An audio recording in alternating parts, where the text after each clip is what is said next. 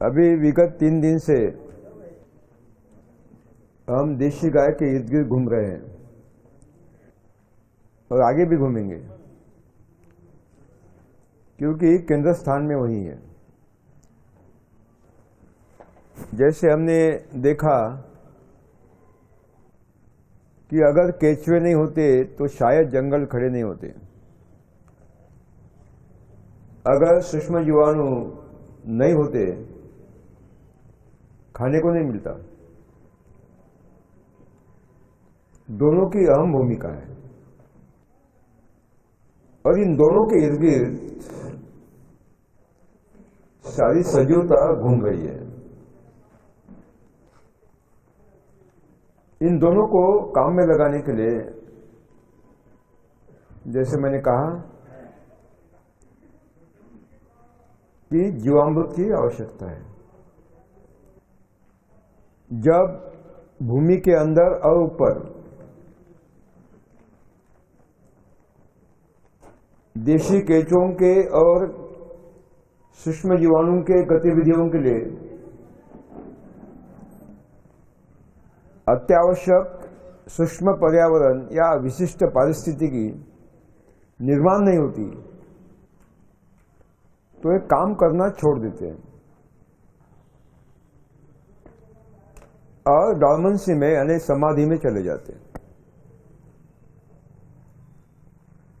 आप बोलेंगे ये क्या बात है, केंचुए समाधि में जाते? हमने सुना था कि बाबा महाराज समाधि में जाते हैं, संत समाधि में जाते हैं नहीं है उनको मालूम, लेकिन केंचुए समाधि में जाते हैं तो कुछ हजम नहीं हो रही बात। साथियों, ईश्वर ने समाधि अवस्था हर सजीव को दी है, केवल मानव का एकाधिकार नहीं है, बाबा लोगों का एकाधिकार नहीं है। जैसे मानव समाधि ले सकता है, उसी तरह केंचुए भी समाधि ले सकते, वनस्पति भी समाधि लेती है। मैं कुछ उदाहरण दूंगा आपको मालूम पड़ेगा। हमारे गांव में तालाब होते हैं ना, तालाब क्या बोलते हैं, पोखर बोलते हैं। नॉर्थ ईस्ट में, उत्तर पूर्वी में पोखर बोलते हैं, इधर जोहड़ बोलते हैं, राजस्थान में, पश्चिमी भारत में, और यहाँ तालाब बोलते हैं। बारिश में तालाब पूरे पानी से भर जाता है बारिश के, और दीपावली के समय वो सूख जाता है। दीपावली के बाद वहां जाकर देखिए, आपको उस तालाब में सूखे हुए एक भी मेढक नहीं दिखाई देगा। मेढक माने, मेढक को क्या कहते हैं आप? हाँ, फ्रॉग, या हिंदी में फ्रॉग कहते हैं, मेंढक, ठीक है ना, नहीं दिखाई दे। लेकिन जैसे ही मानसून की रात भर पहली धो बारिश आ गई, धुआंधार, सुबह आप उठकर सोकर उठ गए, आपके कानों में मधुर गुंजन बजता है, संगीत बजता है, ड्रॉ ड्रॉ ड्रॉ ड्रॉ। सही है, गलत है? जब आप देखते हैं जाकर तो बड़े बड़े मेंढक छलांग लगा रहे हैं। कहां से आ गए? ऊपर से आ गए बूंदे के साथ, बारिश के बूंदों के साथ आ गए? नहीं तो कहां थे? भूमि में थे। कैसे, किस अवस्था में थे? समाधि में थे, समाधि। ईश्वर ने हर सजीव को समाधि अवस्था दी है, क्षमता दी है, वनस्पतियों को भी दी है। आप जाइए जंगल में, अकाल है, विपरीत स्थिति है, या लू चल रही है लगातार, पतझड़ होती है, सूखे पौधे दिखते हैं, हम बोलते हैं मर गए, लेकिन जैसे ही बारिश शुरू होती है नए पत्ते आते हैं, हरे भरे होते हैं। क्या कर रहे थे? समाधि में गए थे। सूखी घास बहुवार्षिक दीपावली के बाद सूख जाएगी, सारे अवशेष गिर जाएंगे। हम कहते हैं मर गई, अब ये मर गई, लेकिन जैसे ही बारिश आती है जड़ों में से नए अंकुर आते हैं और हरे भरे होकर बढ़ने लगते हैं। 6 महीने क्या लेकर समाधि लेकर सोए। समाधि माने क्या? प्राण शक्ति का एक बिंदु में अवगुंठन माने समाधि। और क्या है? एक क्षमता हर संयुग है। अगर केंचुओं को दैनिक गतिविधियों के लिए आवश्यक पारिस्थितिकी की वहां उपस्थिति नहीं होती, सूक्ष्म पर्यावरण की, केंचुए काम नहीं करते, समाधि लेकर सो जाते। उनको समाधि से निकालकर खींचकर काम करने में लगाने वाला अगर कोई है अद्भुत, तो वह जीवामृत, घन जीवामृत। चमत्कार देखिए आप, रासायनिक खेती की अगर भूमि है आपकी, पूरी भूमि खोदोगे तो केंचुआ नहीं मिलेगा, नहीं मिलेगा।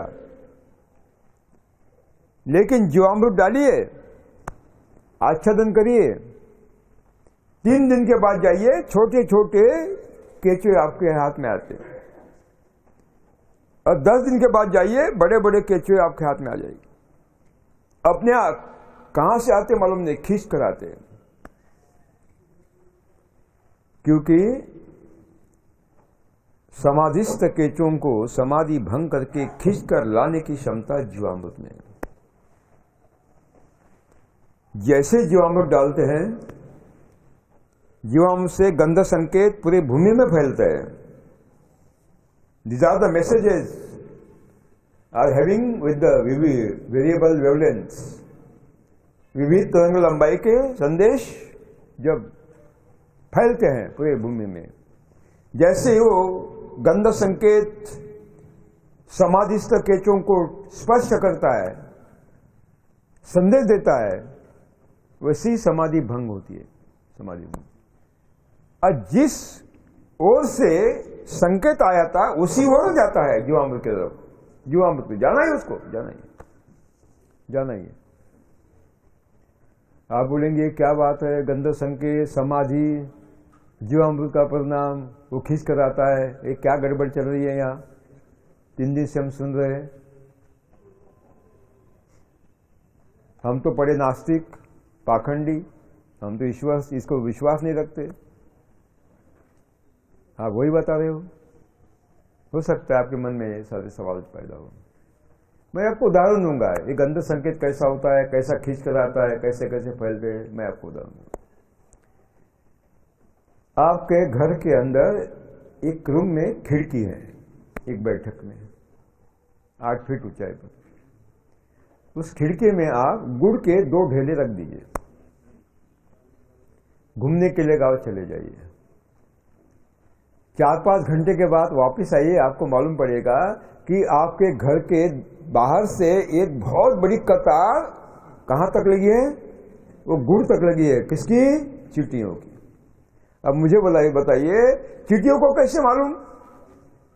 क्या कोई अखबार में आपने समाचार दिया था कि दूरदर्शन में कोई समाचार आया?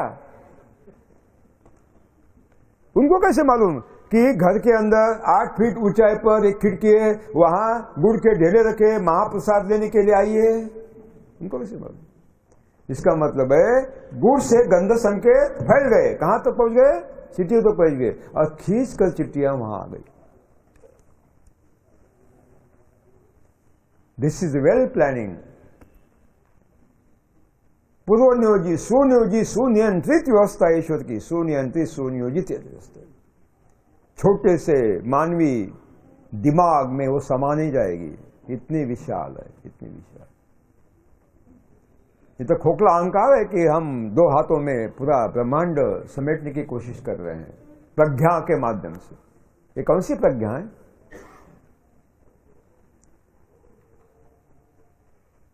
साथियों, लेकिन ये जो केचुए हैं और जीवाणु हैं, उनको काम करने के लिए एक सूक्ष्म पर्यावरण चाहिए। वो आपने लिख लिया है, लिख लिया है ना? लिख लिया है। वो सूक्ष्म पर्यावरण तभी निर्माण होता है जब आप भूमि को क्या करते हैं? बिछावन से ढक देते। इसका मतलब है कि केवल जीवामृत से काम नहीं चलेगा, केवल बीजामृत का संस्कार करने से काम नहीं चलेगा, केवल जीवामृत का छिड़काव करने से नहीं चलेगा। अगर उनको कार्यरत करना है, कार्यशील करना है, तो हमें जीवामृत के साथ साथ क्या बिछाना होगा? बिछावन बिछाना ही होगा। बिछावन बिछाना होगा। जैसे मैंने कहा कि बिछावन माने हमारी भूमाता की साड़ी है। क्या है? साड़ी। भूमाता को पहनी हुई साड़ी। साड़ी बोलते क्या साड़ी बोलते हैं? साड़ी। दिवाली को बच्चा माता के लिए साड़ी लेकर आता है, खरीदता है, खरीदता है ना? आपको कुछ महत्वपूर्ण बातें बताना मेरा कर्तव्य मैं समझता हूं। भूमि के ऊपरी 4.5 इंच सतह में ह्यूमस की निर्मित होते हैं और उसी क्षेत्र में वो संग्रहित भी होता है। इस 4.5 इंच भूमि ये बहुत बड़ी रिजर्व बैंक है। सही माने में भूमाता है। भूमा माता माने पत्थर नहीं, मिट्टी के कण माने भूमाता नहीं, काड़ी कुटा माने भूमाता नहीं। अरे वो तो निर्जीव है, वो तो निर्जीव है। भूमाता कभी निर्जीव हो सकती है क्या? भूमि में जो सूक्ष्म जीवाणु होते हैं, कीट होते हैं, वो भूमि। सजीवता माने भूमाता। सजीवता माने भूमाता। इस सारी सजीवता 4.5 इंच भूमि में समूटी होती है। हमारी भूमि के सतह पर 4.5 इंच मिट्टी में 88 से लेकर 92% ये जड़ें होती हैं जो वास्तव में वापसा और खाद्य लेती है, अन्न लेती है। 95% उपयुक्त जीवाणु होते हैं जो हवा पर जीते हैं, जिनको एरोबिक बैक्टीरिया कहते हैं, जो अत्यंत उपयुक्त होते हैं। सारी सजीवता उसमें समेटी है।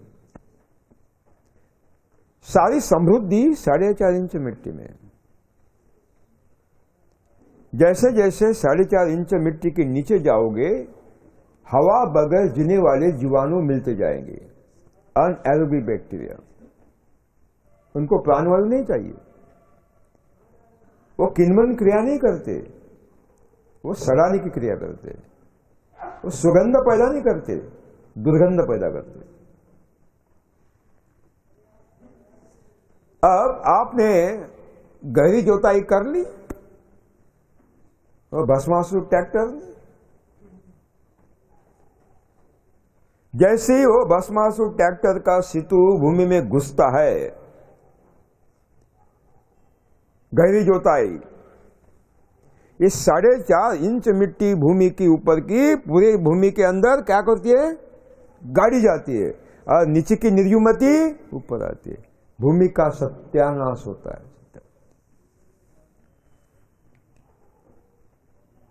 जो जीवाणु 4.5 इंच में पलते थे वो हवा पर जीने वाले होते हैं, उनको प्राणवायु चाहिए।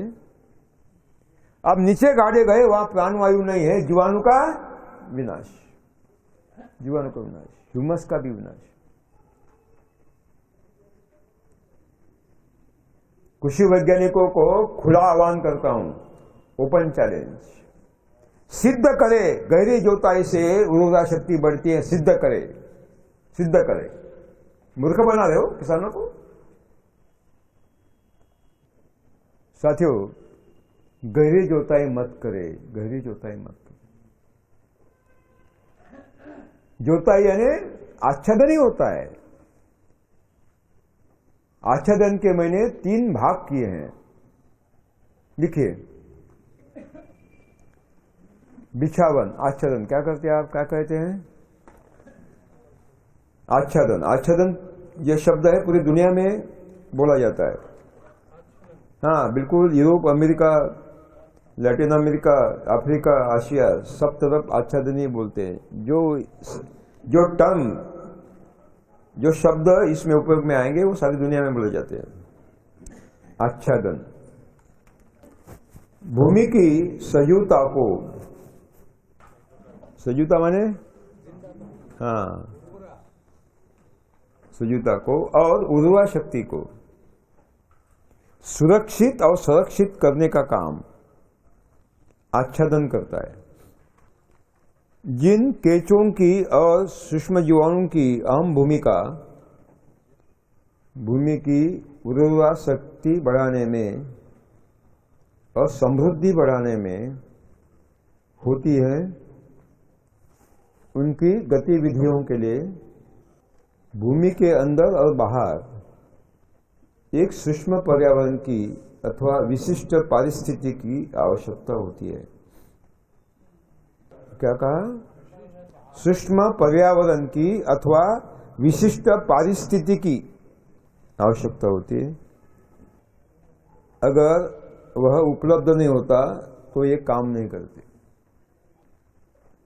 इन जीवाणु को और ह्यूमस को लू अथवा शीतलहर, तेजी से आने वाली बारिश, तेजी से बहने वाली हवा और अन्य बाह्य शत्रु, केंचुओं के बहुत सारे बाह्य शत्रु होते हैं, ह्यूमस के भी बाह्य शत्रु होते हैं, अन्य बाह्य शत्रु, इनसे सुरक्षित रखने के लिए आच्छादन की अत्यंत आवश्यकता होती है। आच्छादन 3 प्रकार के होते हैं। मृदा आच्छादन यानी मिट्टी का आच्छादन। संस्कृत में मिट्टी को मृदा कहा गया है। मुर्दा नहीं, ये मुर्दा वाला कौन है? अभी भूकंप में भेजना चाहिए उसको। मिट्टी का आच्छादन, संस्कृत में मिट्टी को क्या कहते हैं? मृदा कहते हैं। मृदा आच्छादन, मिट्टी का आच्छादन यानी जोताई, यानी भूमि की जोताई। हाँ, यानी भूमि की जोताई, कल्टीवेशन। दूसरा है काष्ठ आच्छादन, यह है सॉइल मल्चिंग। पहले है सॉइल मल्चिंग, दूसरा है काष्ठ आच्छादन, स्ट्रॉ मल्चिंग।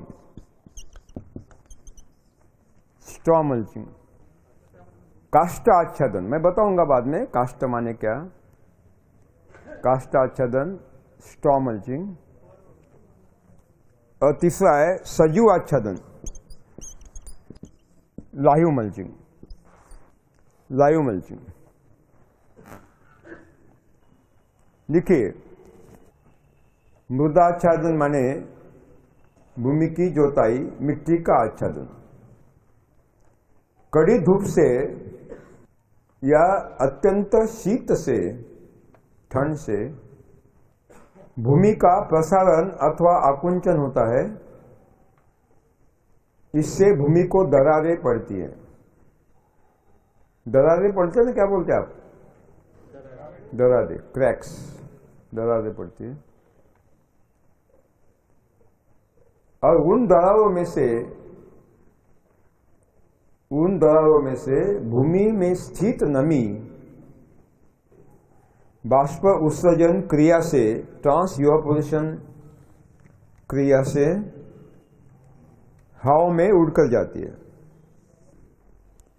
जिससे भूमि की आर्द्रता तेजी से कम होके जीवाणु और जड़ों के जीवन व्यापार के लिए आवश्यक नमी उपलब्ध न होने से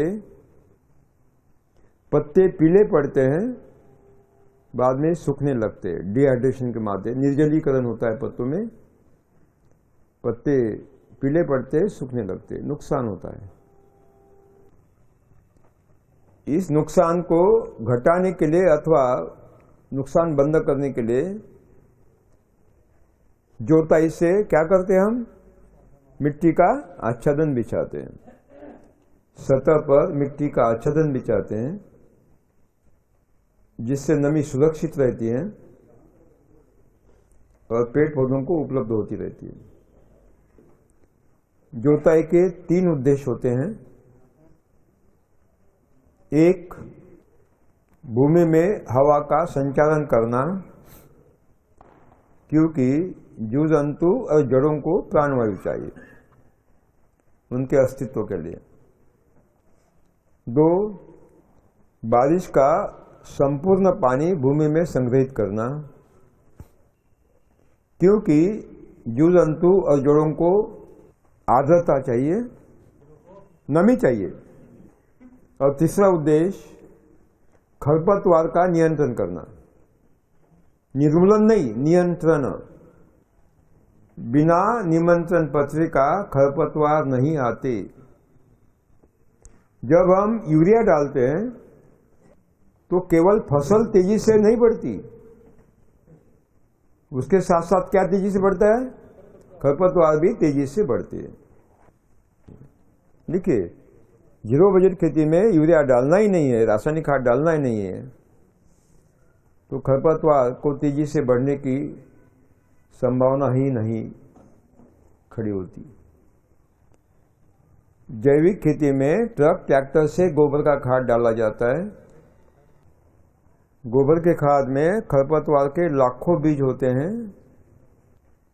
उनकी सुप्तावस्था डॉर्मेंसी 6 साल तक होती है, यानी समाधि अवस्था 6 साल तक होती है, और नमी मिलते ही लगातार हर साल अंकुरित होते रहते हैं और समस्या बनते हैं।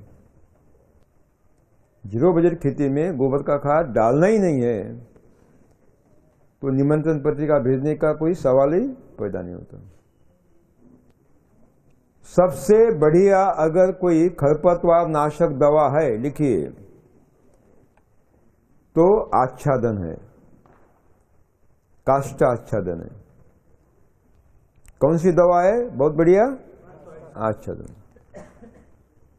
खरपतवार के अंकुरों को बढ़ने के लिए सूरज की रोशनी चाहिए। भूमि को आच्छादन से ढकने के बाद उनको रोशनी मिलती नहीं, वो नीचे पीले पड़ते हैं और मर जाते हैं। हवा से भी खरपतवार के बीज बहकर आते हैं और मिट्टी में मिलकर समस्या पैदा करते हैं। 0 बजट खेती में आच्छादन इन बीजों को रोकता है। ह्यूमस के कण बहुत हल्के होते हैं।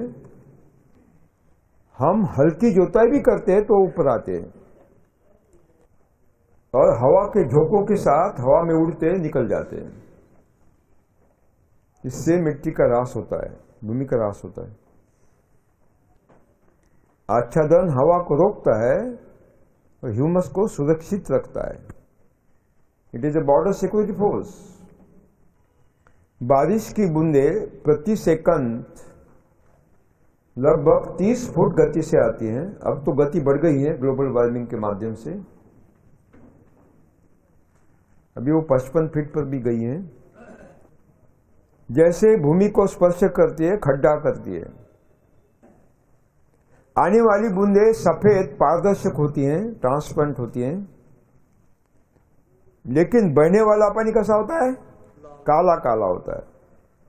बहने वाला पानी काला काला होता है क्योंकि उसके ह्यूमस घुल जाता है और खेत के बाहर चला जाता है नदी नालों के साथ। साथ में उर्वरा मिट्टी भी भाग जाती है। सिल्ट, गाद भी बहुत तेजी से भागता है। अफ्रीका के सोमालिया, इथोपिया से भी हमारा सिल्टिंग रेट ज्यादा है हिंदुस्तान का। यानी कितनी तेज गति से हम भूमि को बर्बाद कर रहे हैं, इसका ख्याल रखना चाहिए आपको। आच्छादन आने वाली बूंदों को रोकता है और ह्यूमस और भूमि की सुरक्षा करता है। अगर भूमि खुली है और जोताई से ह्यूमस ऊपर आया है तो तेज धूप से, लू से कार्बन का ज्वलन होता है और कार्बन डाइऑक्साइड के माध्यम से हवा में निकल जाता है कार्बन अम्ल वायु के रूप में, और ग्लोबल वार्मिंग बढ़ता है। लेकिन आच्छादन लू को रोकता है और हमारी भूमि की ह्यूमस की सुरक्षा करता है। जब हम भूमि पर आच्छादन करते हैं और जीवामृत देते हैं तो ह्यूमस की निर्मित होती है। ह्यूमस जड़ों का खाद्य भंडार होता है। जड़ें ह्यूमस में से खाद्य तत्व लेते हैं, पोषक तत्व लेते हैं और फसल के शरीर में संग्रहित होते हैं। जब हम आंतर फसलों के, सह फसलों के अवशेषों का आच्छादन करते हैं और वो विघटित होता है तो उसमें से मुक्त हुए, रिलीज हुए खनिज तत्व, पोषण तत्व खड़े फसल के जड़ों को उपलब्ध होते हैं। खरपतवार भूमाता का आईना है। आईना माने दर्पण है, राइट। जिस साल भूमि के ऊपरी 4.5 इंच मिट्टी में जिस पोषण तत्वों की कमी होगी वह पोषण तत्व जिस खरपतवार के शरीर में ज्यादा मात्रा में होता है उस साल वह खरपतवार ज्यादा मात्रा में बढ़ने लगते हैं अकस्मात। It is totally controlled by the nature. और उनके आयु समाप्ति के बाद वो खनिज तत्व मिट्टी में मिल जाता है और संतुलन कायम होता है। इसे अद्भुत रचना है, अद्भुत रचना है। खरपतवार के पौधों पर विशाल मात्रा में मित्र कीट निवास करते हैं और हानि पहुंचाने वाले कीटों का प्रतिबंधन करते हैं, बायोलॉजिकल कंट्रोल करते हैं, जैविक नियंत्रण करते हैं। It is very beautiful system of the world. इसको क्या बोलते हैं? जैविक कीट प्रबंधन, है ना। उसी तरह खरपतवार के फूलों पर बहुत ज्यादा मात्रा में मधुमक्खी आकर्षित होती हैं और पराग सिंचन करती हैं फूलों में और हमारी उपज बढ़ती है। इसलिए खरपतवार बागवानी और गन्ने में हितकारक होने से उसका विनाश नहीं करना है, केवल मुख्य फसल के नीचे उसको रखकर काट कर डालना है। उसकी ऊंचाई रहेगी, कहाँ रहेगी ऊंचाई? मुख्य फसल के नीचे रहेगी, ऊपर नहीं जाएगी, नहीं तो सूरज की रोशनी नहीं मिलेगी, नहीं तो। इसलिए क्या करना है? उसको काटना है और वही आच्छादन करना है। हाँ, जोताई नहीं करना है। बागवानी और गन्ने में जोताई पूरी बंद, नो कल्टीवेशन एट ऑल। केवल हमें खरपतवार के पत्ते और मुख्य पेड़ पौधों के पत्ते, इन दोनों में सूरज के रोशनी लेने की प्रतिस्पर्धा, सौर ऊर्जा लेने की प्रतिस्पर्धा को रोकना है। इसलिए क्या करना है? उसके मुख्य फसल पर बढ़ने नहीं देना है। क्या करना है? नीचे काट कर डालते रहना है। लेकिन मौसमी फसलों में, वर्षाकालीन, शीतकालीन, ग्रीष्मकालीन फसलों में जोताई करना आवश्यक है। लेकिन मौसमी फसलों में जोताई करना आवश्यक है, जोताई करना आवश्यक है। केवल भस्मासुर ट्रैक्टर से जोताई, गहरी जोताई न करे। जोताई के लिए ऐसे औजार का उपयोग करें जिससे ऊपर की 4.5 इंच मिट्टी धीरे से ऊपर आए और धीरे से नीचे बैठे। उसमें भूकंप नहीं आना चाहिए, यानी नीचे ऊपर नहीं होना चाहिए। एक काम पारंपरिक लकड़ी का हल, बखर और ट्रैक्टर से चलने वाले रोटावेटर, कल्टीवेटर करते हैं। तो समझ में आ गया, गहरी जोताई नहीं करना है। क्या करना है? रोटावेटर या कल्टीवेटर से हल्की जोताई करना है। हमारे खेत की गहरी जोताई केचुए करते हैं और जड़ें करती हैं। देशी केचुए भूमि को अनंत करोड़ छेद करते हैं। ये जोताई है। मुख्य फसल, सह फसलें और खरपतवार, इनके जड़ों का भूमि के अंदर बहुत ही गहरा घना जाल तैयार होता है। अगर हम जोताई नहीं करते तो ये जड़ें विघटित होते हैं, गल जाते हैं और भूमि में अनगिनत छेद और नलियां तैयार होती है। भूमि के कीटक जैसे चींटियां हैं, मकोड़े हैं, चूहे हैं और जीव जंतु भी लगातार जोताई करते रहते हैं। तो हमारी जीरो बजट में जोताई कौन करेगा? फिर केचुआ करेगा, जड़ें करेगी और जीव जंतु करेंगे। हमें कोई करने की आवश्यकता नहीं। केवल मौसमी फसलों में हमें क्या करना है? हल्की जोताई करना है ना। समझ में आ गया? जोताई समझ में आ गई? किसके किसके घर में वो भस्मासुर है? हाथों पर करिए। सबके है, सबके है, सबके है, सबके। आच्छादन के लिए एक दल और द्विदल सब फसलों के अवशेष उपयोग में लाना है।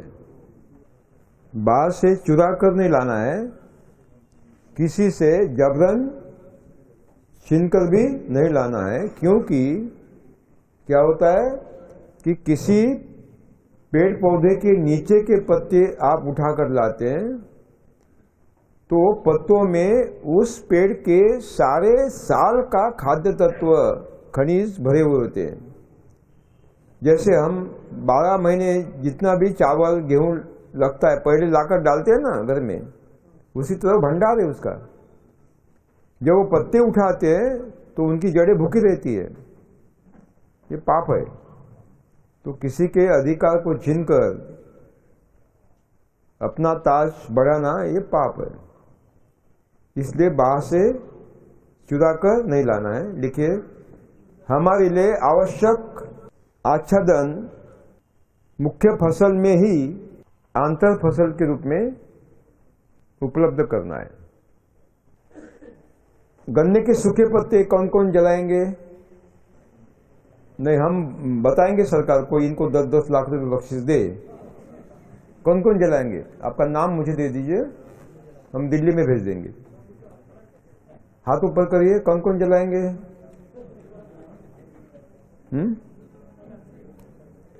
हो सकता है आपको मंत्री पद भी मिलेगा। नहीं जलाएंगे? नहीं जलाएंगे? पैसे मिलने के बाद भी बहुत कट्टर हो? ठीक है, बहुत बहुत बढ़िया।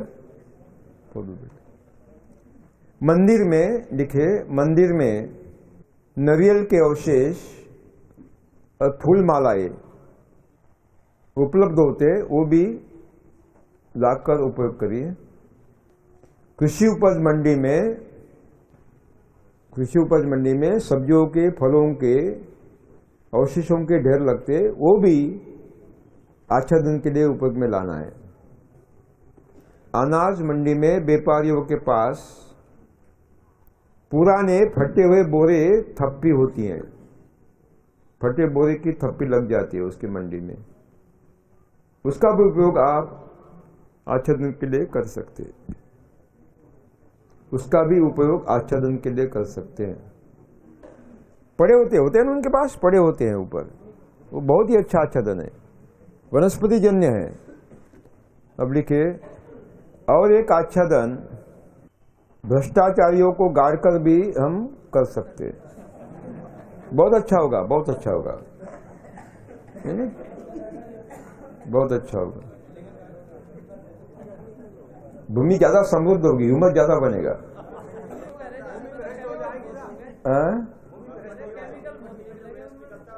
नहीं, वो सब निकाल देंगे हम, उसकी चिंता न करें।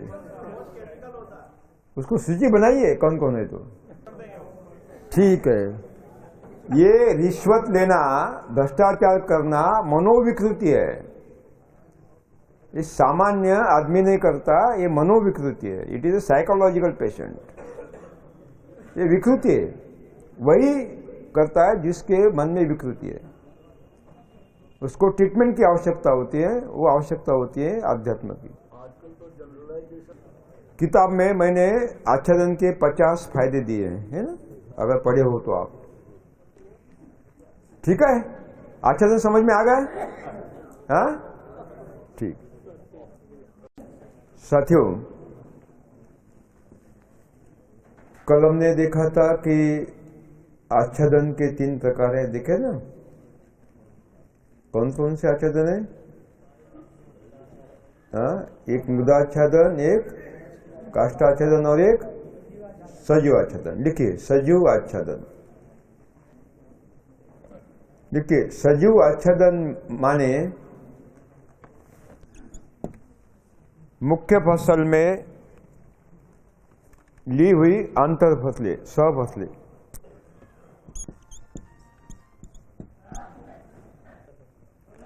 मुख्य फसल में ली हुई सफसलें। देखिए, सफसलों का चुनाव। नंबर 1, अगर मुख्य फसल एक दल है तो सहफसल द्विदल होना चाहिए। अगर मुख्य फसल द्विदल है तो सहफसल एक दल होना चाहिए। 2, अगर मुख्य फसल की जड़ें गहराई में जाती हैं तो सहफसल ऊपर बढ़ने वाली होनी चाहिए। ऊपर जड़ें वाली, जड़ें ऊपर बढ़ने वाली होनी चाहिए। ऊपरी क्षेत्र में अगर मुख्य फसल छोटी जड़ वाली होती है तो सहफसल बड़ी जड़ वाली होनी चाहिए, ताकि भूमि के सारे क्षेत्र से नमी और खाद्य उठाए। नंबर 3, सहफसलों की आयु मुख्य फसल के आयु की 1/3 अथवा आधी होनी चाहिए। जैसे अगर मुख्य फसल की आयु 180 दिन है तो सहफसल की आयु कितनी होनी चाहिए? 60 से लेकर 90 दिन। 4, सहफसलों के पौधे इतने ऊंचाई के होने चाहिए ताकि उनकी मुख्य फसल के पत्तों पर छाया न पड़े, जिससे उनमें सूरज की रोशनी लेने में प्रतिस्पर्धा न हो। 5, सहफसलें तेज गति से बढ़ने वाली और भूमि को ढकने वाली होनी चाहिए। 6, अगर मुख्य फसल के पत्तों को सूरज के रोशनी की पूरी प्रखरता, सूरज के रोशनी की पूरी तीव्रता, क्या बोलते हैं आप? तीव्रता सहन होती है तो सहफसलें ऐसी होनी चाहिए जिनको कड़ी धूप नहीं चाहिए, धूप छांव चाहिए। जिनको कड़ी धूप नहीं चाहिए, धूप छाया चाहिए अथवा छाया चाहिए। 7, अगर मुख्य फसल तेज गति से बढ़ने वाली हो तो सहफसल मंद गति से बढ़ने वाली होनी चाहिए। 8, मुख्य फसल अगर पतझड़ न होने वाली हो, पतझड़ माने पत्ते गिरने वाली न हो, तो सहफसल पत्ते गिरने वाली ही चाहिए। निरंतर जिसके पत्ते गिरते हैं, जैसे दलहन है। समझ में आ गया? हाँ। अब इसको थोड़ा विस्तार करेंगे। Let us elaborate it. मैं एक उदाहरण दूंगा आपको। चार युवा मई महीने में कड़ी धूप में 48 डिग्री सेंटीग्रेड 48° तापमान में बाहर धूप में टहलने के लिए चले गए, घूमने के लिए। धूप कितनी? 48 डिग्री। एक उसमें से ऐसा था जो मजे से चल रहा था, कड़ी धूप उसको सहन होती थी, उसको कोई तकलीफ नहीं होती थी। वो है मिस्टर टकलू। उसका नाम क्या है? मिस्टर टकलू। मिस्टर टकलू। इसमें एक दूसरा था, शायद किसी बड़े अधिकारी का बेटा हो, कभी कभी धूप में जाता था। वो धूप देखकर बोला, उसको तकलीफ होने लगी, तो धूप से बचने के लिए उसने रुमाल निकाला और रुमाल ऊपर बांध दिया। यानी उसको कड़ी धूप सहन नहीं होती, थोड़ी उसको क्या चाहिए? कम तीव्रता की धूप चाहिए। वो है मिस्टर रुमाल। एक तीसरा था, शायद किसी मंत्री का बेटा हो। धूप कभी कभी केवल सिनेमा में देखे होगी, ऐसी धूप होती है। तो तिलमिला गया, बाप रे ये ऐसी धूप होती है, मैं तो मर जाऊंगा। तो उसने रुमाल भी बांधा, ऊपर से टोपी भी लगाई। क्या लगाई? टोपी भी लगाई, हैट भी लगाया बचने के लिए। इसका मतलब है उसको कड़ी धूप नहीं सहन होती, उसको थोड़ी छाया भी नहीं सहन होती, उसको ज्यादा छाया चाहिए। यह है मिस्टर टोपी। और चौथा था राजकुमार। सत्ता चली गई, रास्ते पर आया, कभी सपने में भी धूप नहीं दिखी थी, एसी में मरा, एसी में खाया, एसी में सोया। जब बाहर निकला, बाप रे धूप ऐसी होती है, मैं तो मर जाऊंगा, मुझे होना नहीं है, लेकिन चलना तो पड़ेगा। तो फिर उसने क्या किया? रुमाल भी लगाया, उसके ऊपर टोपी भी लगाया, ऊपर क्या लगाया? छाता। उसको आदत थी, छाता पकड़ने वाला साथ में रहता था, तो मिस्टर छाता। इसका मतलब है कि हर मानव को सूरज के रोशनी की समान तीव्रता सहन नहीं होती, अलग अलग तीव्रता सहन होने की क्षमता होती है। ईश्वर के कानून सबके लिए समान होते हैं। मानव के लिए अलग कानून और वनस्पति के अलग कानून, ऐसा नहीं होता। अगर ये मानसिकता मानव में है, तो मानसिकता किसमें है? वनस्पतियों में भी। वनस्पति भी एक समान तीव्रता सहन करने वाली नहीं होती, अलग अलग तीव्रता सहन करने वाली होती है। इस तीव्रता को अंग्रेजी में कहते हैं intensity of the solar light.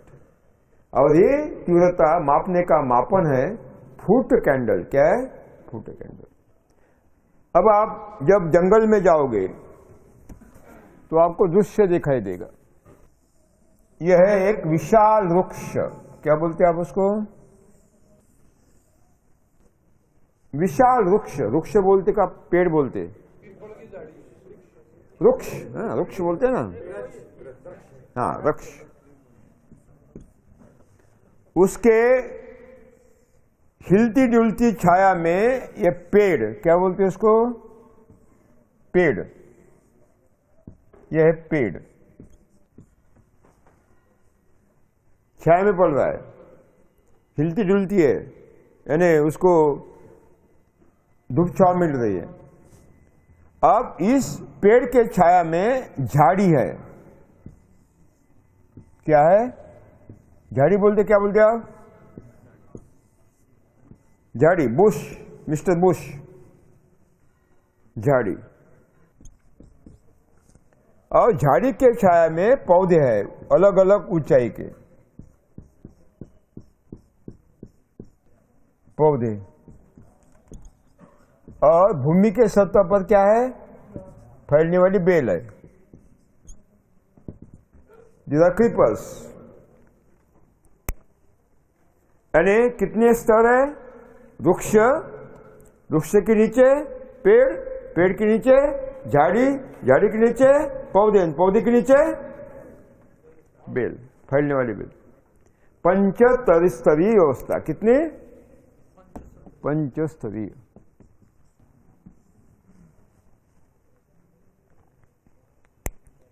ये वृक्ष है, खुली धूप में है, लेकिन अनगिनत फलों से लदा हुआ है। इसका मतलब है इस वृक्ष को खुली धूप चाहिए। क्या चाहिए? खुली धूप चाहिए। इसको छाया नहीं चाहिए। अगर इसको छाया में रखोगे तो इसके पत्ते सुबह 10:30 से लेकर दोपहर को 3:30 बजे तक काम नहीं करेंगे, नींद लेकर सो जाएंगे। जैसे कभी कभी ऑफिस में हम देखते हैं 10 घंटे काम करेगा तो 2.25 ग्राम हमें उपज मिलेगी, और 5 घंटे काम करेगा तो उपज घटेगी बढ़ेगी? घटेगी। इसका मतलब है इसको धूप चाहिए तो क्या देना चाहिए? धूप ही देना चाहिए, इसको छाया नहीं देना चाहिए। कौन से ये है मिस्टर टकलू। लिखिए मिस्टर टकलू, लिखिए, पहले ये लिखिए। मानव के समान सभी वनस्पतियों को सूरज के रोशनी की समान तीव्रता सहन नहीं होती,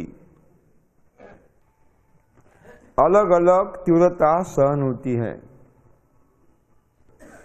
इस तीव्रता को फुट कैंडल इस मापन से मापी जाती है। That intensity of the solar light is measured by the measurement foot candle। Foot candle इस मापन से मापी जाती है। प्रकृति में पंचस्तरीय रचना होती है। सबसे ऊपर बड़ा वृक्ष खुली धूप में खड़ा, कड़ी धूप में खड़ा है, अनगिनत फलों से लदा है। इसका मतलब है इसको खुली धूप चाहिए, छाया नहीं चाहिए। ये छाया में काम नहीं करता। ये है सही हठ योगी। ये कौन है? सही मायने में हठ योगी है। खुली धूप की तीव्रता अलग अलग ऋतु में अलग अलग होती है। सबसे ज्यादा तीव्रता मार्च, अप्रैल, मई, जून में होती है। होती है ना, कड़ी धूप तपती है। 8,000 फुट कैंडल से लेकर 12,000 foot candle. The range is 8,000 up to 12,000 foot candle intensity. हाँ, 8,000 फुट कैंडल से लेकर कितनी? 12,000 फुट कैंडल। मार्च महीने में 8,000, मार्च महीने में 8,000 फुट कैंडल। अप्रैल महीने में 9 से 10,000 फुट कैंडल, और मई जून में 11,000 से लेकर 12,000 तक भी पहुंचती हैं। और मई जून में 11,000 फुट कैंडल से लेकर 12,000 फुट कैंडल तक भी पहुंचती हैं।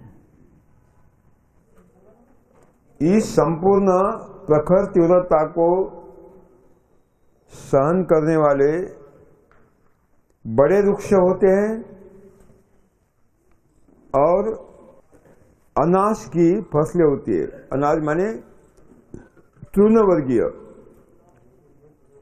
तृणवर्गीय अनाज की फसलें होती है, ग्रामीणी परिवार की फसलें होती है। मैं बताऊंगा कौन कौन सी होती है। तो लिखिए वृक्ष,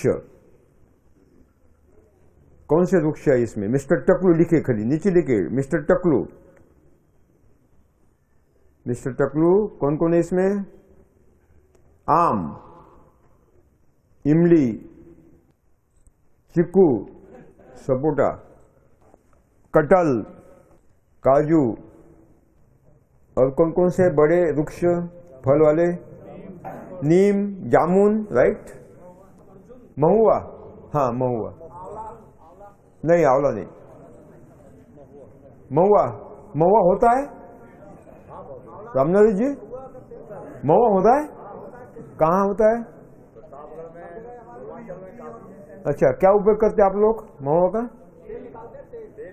तेल निकालते, खाने का तेल। और क्या करते हैं? हाँ, शराब। अच्छा, कैसी लगती है रामनाथ जी? कैसी लगती है? नहीं, नौकरी समय मुफ्त में मिलती है ना? हाँ, तो कैसी मिलती है, कैसी लगती है? इससे अच्छी होती है। अच्छा, यानी आपको मालूम है। ठीक है, ठीक है, बहुत बढ़िया, बहुत बढ़िया, ठीक है। हाँ, और कौन से बड़े वृक्ष? सागौन, पीपल, बरगद, नारियल, बड़े वृक्ष। शीशम, राइट, दैट इज करेक्ट। बड़े वृक्ष कौन कौन से? और खाने के बताइए। हाँ, फल के पेड़, बड़े वृक्ष। हाँ, बेल, कदम, राइट, काजू लिया ना, काजू लिया, बेल, जामुन भी लिख लिया। लीची बड़ी होती है ना? लीची बड़ा वृक्ष होता है क्या? मीडियम होता है ना? मीडियम। हाँ, पेड़ में आएगा, वो पेड़ में आएगा। ठीक है, हाँ ठीक है। अब लिखिए धान, गेहूं, जिनको कड़ी धूप चाहिए ऐसे, धान, गेहूं, मक्का, ज्वार, बाजरा, रागी, नवनी, कोदो, कुटकी। रागी का बीज देंगे हम आपको, जिनको बोना है आपको, बिल्कुल बिल्कुल देंगे। इतनी पौष्टिक है, बहुत बढ़िया है बच्चों को, सबको खिलाने के लिए। उसकी रोटी बना सकते हैं, उसकी खिचड़ी बना सकते हैं, उसका भात बना सकते हैं, और उसका ये दक्षिण भारत में खाते हैं ना, इडली बना सकते हैं। उसका वो बड़ा होता है ना, डोसा भी बना सकते हैं। बहुत बढ़िया लगता है, बहुत बढ़िया लगता है। मैं तो दक्षिण भारत में जाता हूँ तब ये खाता हूँ। पहली डिमांड होती है रागी का बनाओ, कड़वी नहीं होती, बारीक होती है, बारीक होती है। सावा होता है ना, सावा अपने धान में निकलता है, सावा निकलता है, बारीक होता है ना, उसी तरह। बहुत पौष्टिक है, बहुत पौष्टिक है। यानी रागी की 1 रोटी खाइए और आपके गेहूं की 10 रोटियां खाइए, बराबर है। इतनी पौष्टिकता होती, भूख नहीं लगती जल्दी। सबसे ज्यादा पौष्टिक वही है रागी, नवनी, कोदो, कुटकी। आज नहीं मिलेगा आपको, उपलब्ध हो जाएगा, चिंता न करें। वो क्या थोड़ा लगता है? 1 एकड़ में ज्यादा से ज्यादा आधा किलो बहुत हो गए। बारीक दाने होते हैं। जून महीने में एक बार रागी खाओगे ना, बाकी नहीं खाओगे, उसकी रोटी खाओगे, बरसात की। और धूप वाले में भी होती है बारिश, इस बार सिंचाई पर ले। हाँ, हो गया। गन्ना, कपास नहीं, कपास कहाँ गया? गन्ना नहीं, जिसकी तलवार जैसी पत्ते होते हैं, ऐसे ग्रामीण परिवार के तलवार जैसे पत्ते होते क्या? ठीक है, लिखिए इन सबको कड़ी धूप चाहिए, छाया नहीं चाहिए।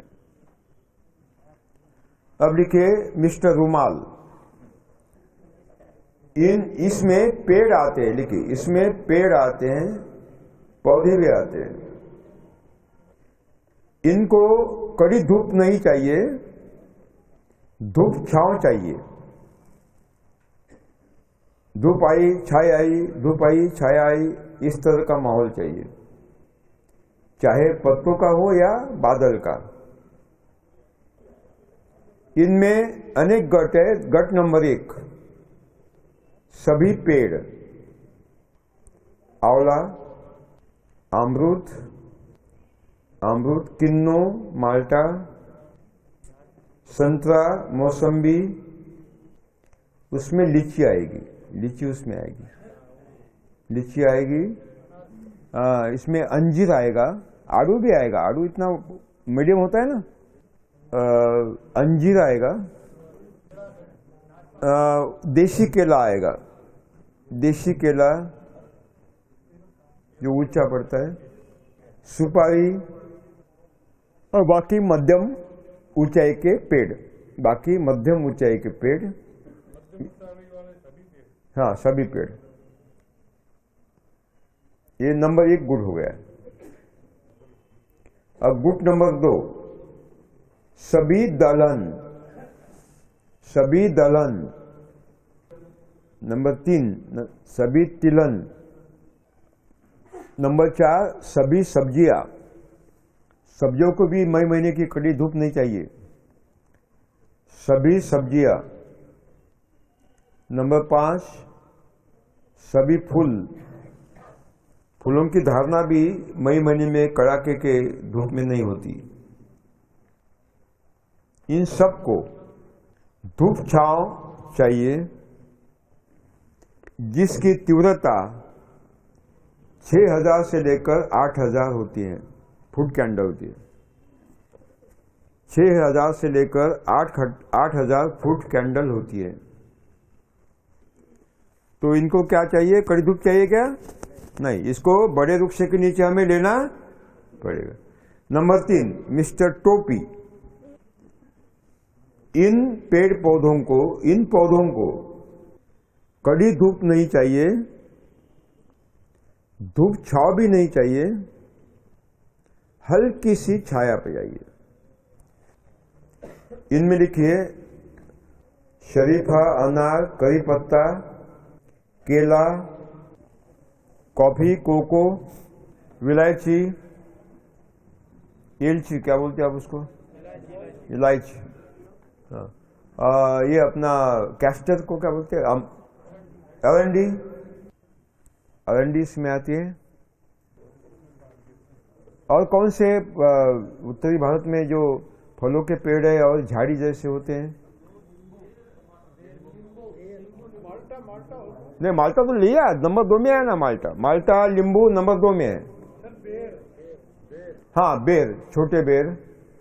बड़े बेर तो देशी बेर नंबर 2 में है।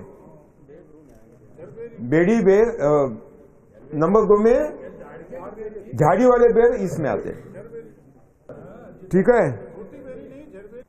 ठीक है ना। अब लिखे 4, मिस्टर राजकुमार। क्या नाम है उसका? मिस्टर छाता, मिस्टर छाता। हाँ, इसमें लिखे मिर्च, हल्दी, अदरक, काली मिर्च, पान बेल, खाने की पान, वेनिला। वेनिला आप आइसक्रीम खाते हो ना, वो इसकी बेल होती है वेनिला की, उसको फल्ली लगती है, और फल्लू के जो बीज होते हैं ना, उसका वेनिला बोलता है। अपने यहाँ अगर टेम्परेचर कम है तो यहाँ भी हो सकता है, लेकिन यहाँ टेम्परेचर ज़्यादा होने से नहीं होगा। हाँ, ये सब आते हैं। इसको, इनको लिखे, इनको धूप नहीं चाहिए, धूप छांव भी नहीं चाहिए। अरबी भी आएगा इस वर्ग में? हाँ, अरबी, बड़े पत्ते होते हैं, सब्जी में आ गया। अरबी, अरबी कंद है क्या? कंद, हाँ कंद आएगा। हाँ, सारे कंद, कंद इसमें आएंगे। आलू सब्जियों में आएंगे, आलू सब्जी में आते हैं। इनको 3700 से लेकर 5000 फुट कैंडल तीव्रता सहन होती है। इसका मतलब है उनको छाया चाहिए। इसका मतलब है इनको छाया चाहिए।